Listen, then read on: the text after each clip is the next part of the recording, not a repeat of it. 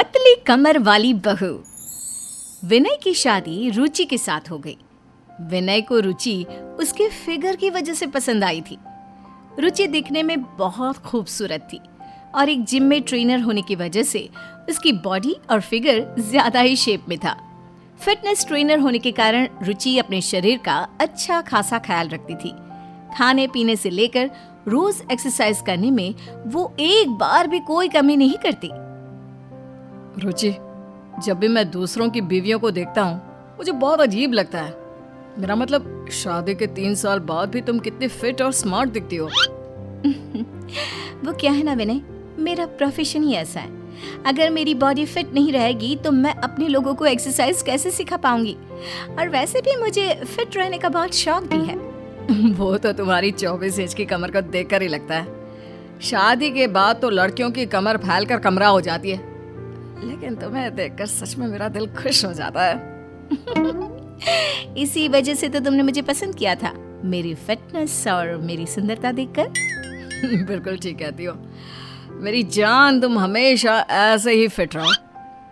कुछ दिनों के बाद, विनय बेटा, 3 साल हो गए तुम्हारी शादी को, कुछ सोचा या नहीं? किस बारे में सोचना है माँ? क्या कहना चाहती हैं आप?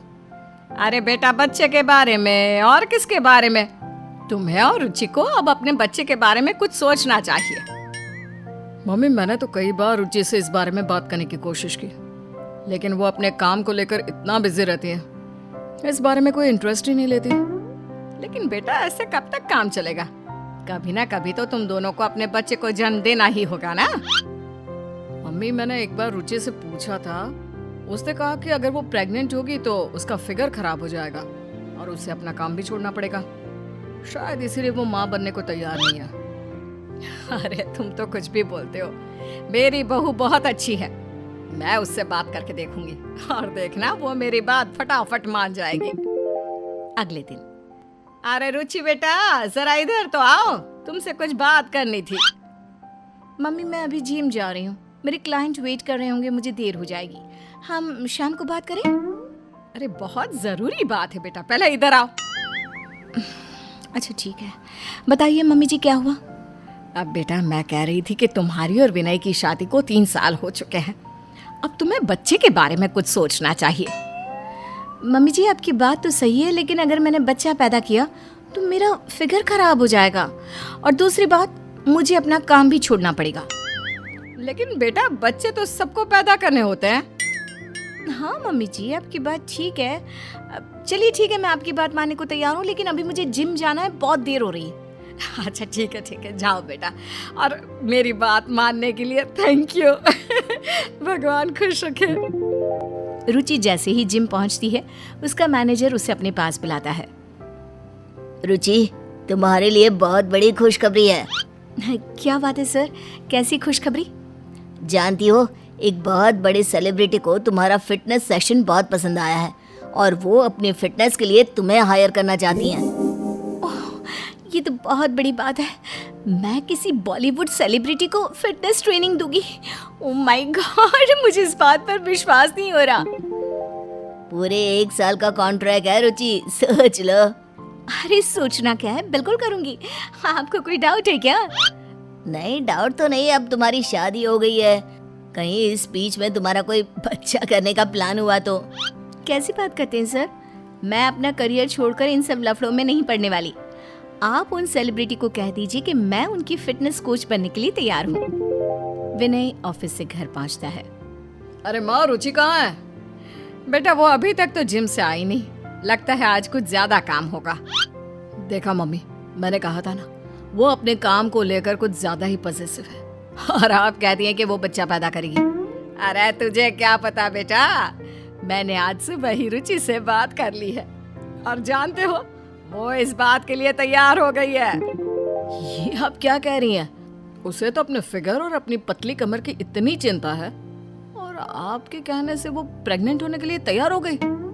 भाई, मेरे समझाने का तरीका ही कुछ ऐसा है, एक बार में मेरी बात मान ली मेरी बहू ने। चलो मम्मी, ये तो बहुत अच्छी बात है। कुछ देर बाद रुचि घर लौट कर आती है। रुचि, माँ ने मुझे बताया कि तुम बेबी के लिए तैयार हो। विनय तुम्हारी बात बिल्कुल सही है, लेकिन मेरा वो डिसीजन अब बदल गया है। अरे लेकिन आज सुबह ही तो माँ ने तुमसे बात की थी। सही कह रहे हो विनय, लेकिन क्या है ना कि अभी मेरा प्लान बदल चुका है। अरे लेकिन हुआ क्या? हाँ, जब मैं जिम पहुंची ना तो मुझे पता चला कि बॉलीवुड सेलिब्रिटी ने मुझे अपने फिटनेस ट्रेनर की तरह हायर कर लिया है। बहुत बड़ी अपॉर्चुनिटी है। अगर इस टाइम पर मैं बच्चा पैदा करने की जिम्मेदारियों में लग गई तो ये मौका मुझे फिर कभी नहीं मिलेगा। लेकिन रुचि, मुझे भी लगता है यार, हमें अपने बच्चे को जन्म देना चाहिए। देखो कहीं ऐसा ना हो कि बाद में कोई प्रॉब्लम आ जाए। देखो विनय, एक ही बात ना मुझसे बार बार मत कहा करो। मुझे अभी अपना करियर बनाना है। बहुत बड़ा मौका मेरे सामने आया है और तुम चाहते हो कि मैं अब घर में बैठकर बच्चे पैदा करूं। मैं ऐसा बिल्कुल नहीं करूंगा।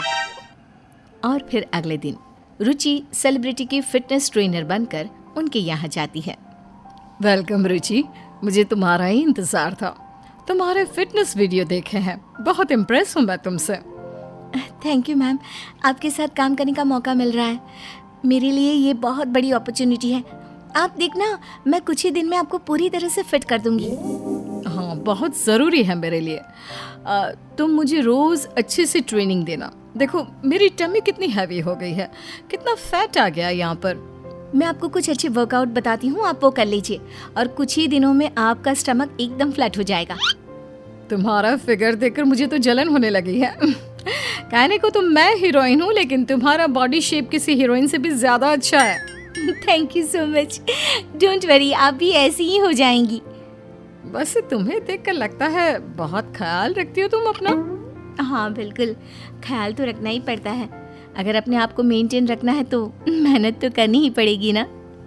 कुछ दिनों के बाद, बहू अब तो मेरी बात सुन लो। मम्मी जी, मैं आपको पहले भी कह चुकी हूँ, अभी मेरे करियर में सब कुछ इतना अच्छा चल रहा है, मैं ये सब नहीं करने वाली। अरे विनय के चचेरे भाई की शादी हुई थी तुम्हारे साथ, उसका बेटा 2 साल का होने वाला है। जानती हूँ मम्मी जी, लेकिन विनय के चचेरे भाई की बीवी करती क्या है? हाउसवाइफ है। मेरी तरह कुछ काम तो नहीं करती ना। मुझे देखिए, अच्छे खासे पैसे कमा कर लाती हूँ। लेकिन बेटा, पैसे कमाने का मतलब ये तो नहीं ना कि तुम अपनी फैमिली को आगे ही ना बढ़ाओ। मम्मी जी, मैंने बस आपसे एक बार कह दिया ना, ये सब मुझसे नहीं होगा।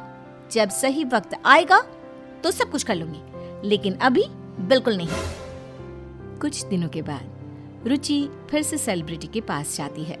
थैंक यू सो मच रुचि, तुम्हारी ट्रेनिंग की वजह से मेरा फिगर फिर से कितना परफेक्ट हो गया है। बिल्कुल मैम, लेकिन अब आपको ख्याल रखना पड़ेगा। वैसे तो आप फिल्मों में काम करती हैं, इतनी बड़ी हीरोइन हैं, लेकिन फिर भी थोड़ा सा डाइट और एक्सरसाइज करके आप अपने आप को मेंटेन रख सकती हैं।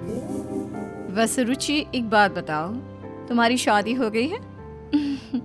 मेरी शादी को तो पूरे 3 साल हो चुके हैं। तुम्हें देखकर तो नहीं लगता, ऐसा लगता है जैसे कॉलेज में पढ़ती हो। वो क्या है ना मैम, इतना अच्छा फिगर मेंटेन करने के लिए मैंने अभी तक बच्चा भी पैदा नहीं किया। मेरी फैमिली वाले तो बहुत पीछे पड़ते हैं मेरे, लेकिन भाई मुझे अपना फिगर खराब नहीं करना। ये तुम क्या कह रही हो? अपना करियर और फिगर के लिए तुमने माँ बनने का फैसला नहीं लिया? मुझे देखो, अभी 1 साल पहले ही मेरी बेटी हुई थी। आपने और बच्चे को जन्म दिया? हाँ, इसीलिए तो मेरा फिगर थोड़ा सा खराब हो गया था और उसी को ठीक करने के लिए मैंने तुम्हें हायर किया था। और देखो, मैं फिर से ठीक हो गई। मुझे तो इन सब चीज़ों से बहुत डर लगता है। लेकिन रुचि, माँ बनना बहुत अच्छी बात होती है। मैं तो कहती हूँ तुम्हें भी अब इस बारे में सोच लेना चाहिए। कुछ साल और बीत जाते हैं। रुचि और विनय की शादी को पूरे 6 साल हो चुके थे। अरे आओ यार, कितने दिनों के बाद आए हो। रुचि, कैसी हो तुम? मैं बिल्कुल ठीक हूँ। तुम बताओ, क्या करती हो सारा दिन? अब करना क्या है, ये देखो मेरे दोनों शैतान बच्चे, पूरा दिन इनके पीछे भागते हुए ना निकल जाता है। तुम बताओ, तुम्हारे बच्चे कहाँ हैं? उसकी बात सुनकर रुचि उदास हो जाती है। वो हमने अभी तक बच्चों के बारे में कुछ सोचा नहीं। लेकिन क्यों? शादी को तो काफी साल हो चुके हैं। वो क्या है ना, रुचि को अपने फिगर और अपने करियर से बहुत प्यार है और वो इन दोनों में से किसी भी चीज़ के साथ कॉम्प्रोमाइज़ नहीं कर सकती है। अपने दोस्त के घर से आने के बाद रुचि को अपनी गलती का एहसास होता है, लेकिन उसके बाद भी कई महीने बीत जाते हैं। बहुत कोशिश करने के बाद भी रुचि प्रेग्नेंट नहीं हो पाती और इस वजह से वो बुरी तरह डर जाती है। विनय और रुचि डॉक्टर के पास जाते हैं। डॉक्टर, ठीक से चेकअप करके बताइए ना, मेरी पत्नी माँ तो बन सकती है ना? देखिए, मैंने उनका चेकअप कर लिया है। शादी को काफ़ी साल हो चुके हैं और रुचि की उम्र भी काफ़ी हो गई है। वैसे अच्छा तो यही होता कि पहले बच्चे के बारे में सोचते। डॉक्टर, आपके कहने का मतलब क्या है? हम अब माँ बाप नहीं बन सकते? ऐसी बात नहीं है, लेकिन पहले रुचि का कुछ ट्रीटमेंट करवाना होगा और इसमें अभी थोड़ा वक्त लगेगा। उसके बाद शायद रुचि माँ बन जाए।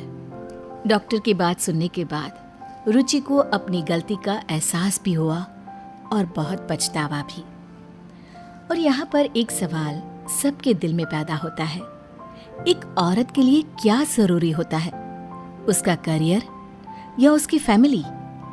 या फिर एक औरत को अपने करियर के साथ अपने फैमिली पर भी ध्यान देना चाहिए? आप बताएंगे?